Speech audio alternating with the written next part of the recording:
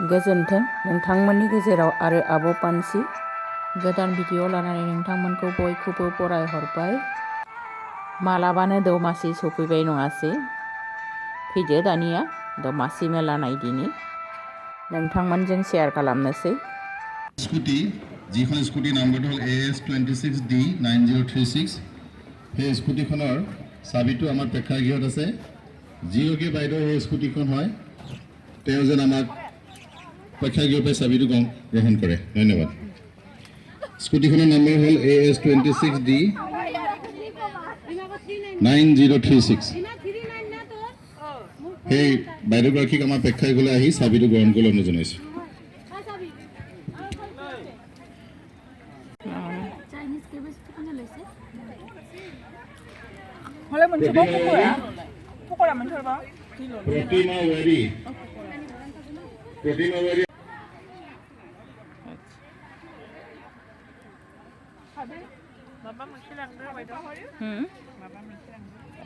सिगाङाव नायग्रोनोसै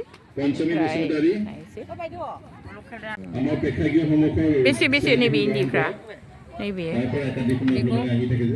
एसे डिसकाउन्ट खालामना हरदों। डिसकाउन्ट दङ। बे आखाइजों लुनानै दाथारनाय नालाय फुरा 3000 आरो ना खमायगोन। ओमफ्राय नैबेफोरबो एसे खमायगोन। बे दख'नाफ्राबो ना पियर ना बे माने पद्मनि रं थाङा बेनि दामा जाहैबाय 1100 सिरिथाम एरनाय सिरिथाम ना लाइन मोनथाम अ गेजेरजोंबो दं आरो लाइन मोनथाम नालाय खस्थ' जायो। अ आच्छा बे बेंबाय बे गेजेर जाबाय मोननो थाङा बिदिखौ दानबाय ना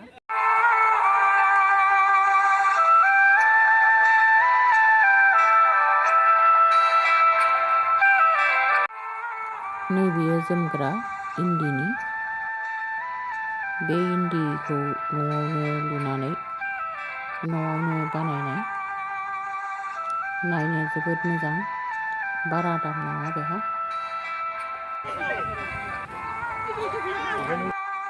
नैबे दख'नाफ्रा जाहैदों ददेरे हेल्प सेल्फ ग्रुपनि बिसोरो बेंटलनिफ्राय फैदों।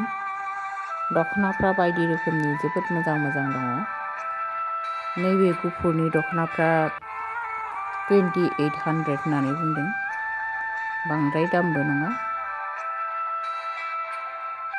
दिनै 11 तारिख गाबोन 12 तारिख गाबोनबो दङ मेलाया लायोब्ला एसे खमायगोन होननानै बुंदों एसे खम समनि मोनगोन 2800निफ्राय एसे खमायगोन आरो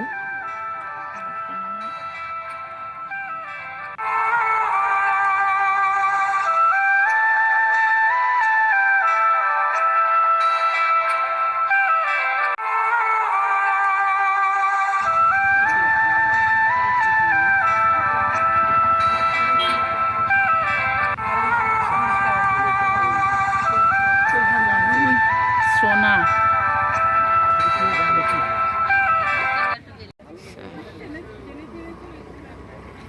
सिडली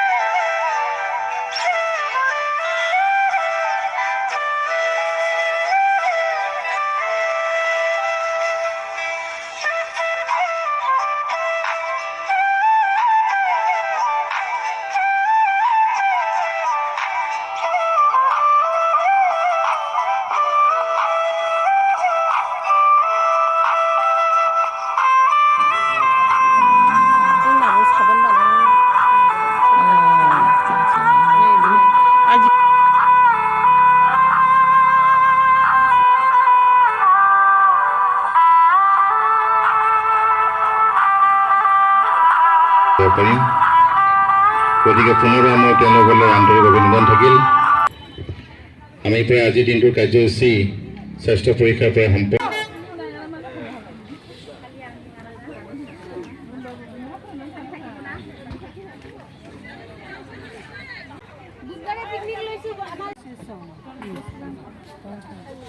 কত করে বিক্রি করে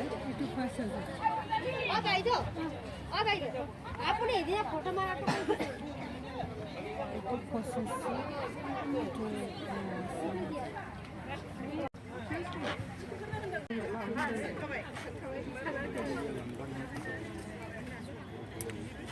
नैबे लाइ गिर्जार आरो नैबे चाइनिज केबेज बेफोरखौबो आङो मेलानिफ्राय बायनानै लाबोदों दिनै बेवहायनो एसेनोसै गोजोन्थों।